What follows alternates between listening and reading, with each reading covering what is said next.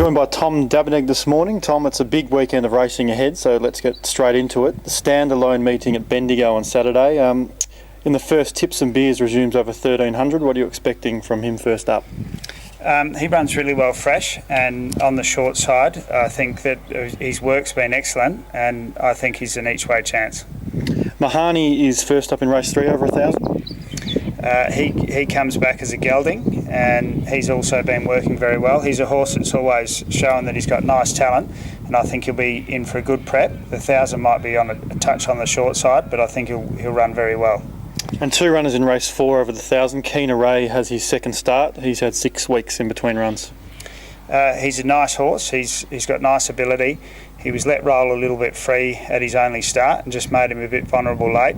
But he's had the benefit of that run now, and I think that if he has luck in running, he'll run really well.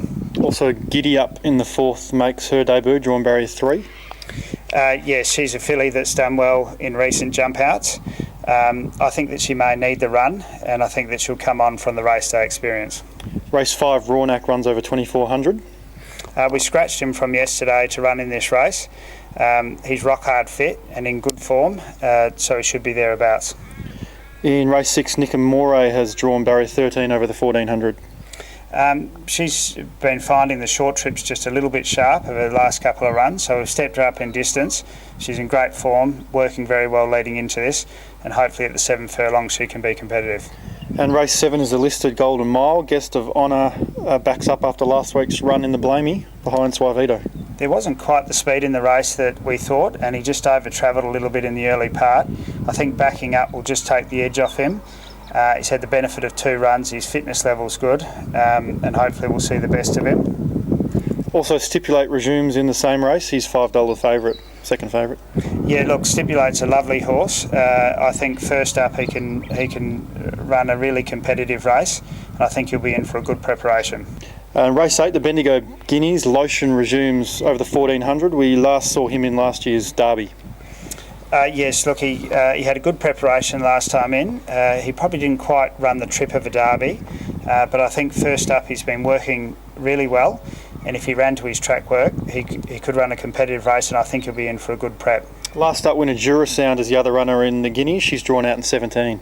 She'll need a bit of luck from that gate. She's been in excellent form, but I think if she has that luck in running, she can put herself right in the race. And closing out the day at Bendigo in race 9 over 1,400, we've got 2 runners, starting with Swift Shadow. He was excellent, just narrowly getting beat last start at Flemington. He's in great order. He's drawn a shocking gate, but if he has luck in running, I think he's got a really good chance. And also Rotham Heath first up in the 9th. He's been working really well. I think he's also in for a very good preparation, and I think first up he can run a really cheeky race. Over to Rosehill, of course, Golden Slipper Day, where we've got 2 runners in the slipper. But first things first, Tortine accepted in race 1, but you're going to race her in race 3 over 1,200? Yes, she won first up. She was disappointing second up down the straight. Stephen Baster goes back aboard, and I think she can get back to her old form. The now consistent gelding Fast and Rocking goes to the Group 1 Galaxy race 6 over 1,100.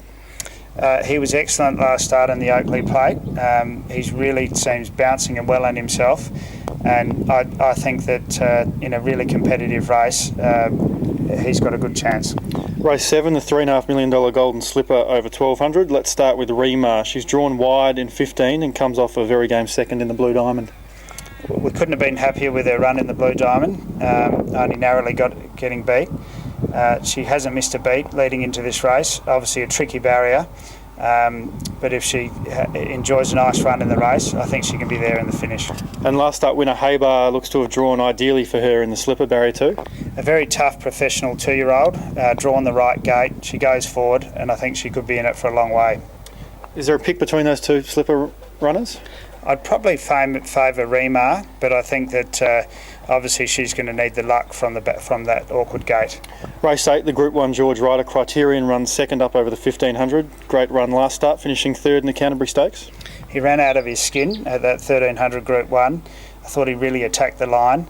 I think the slightly longer distance will suit him, and I think that he's got a good chance in what's a very tough race. And many to choose from, Tom, but can you separate a best bet for the weekend?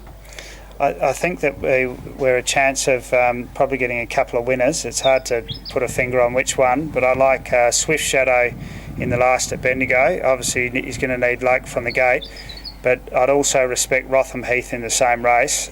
Maybe put him in your multiples.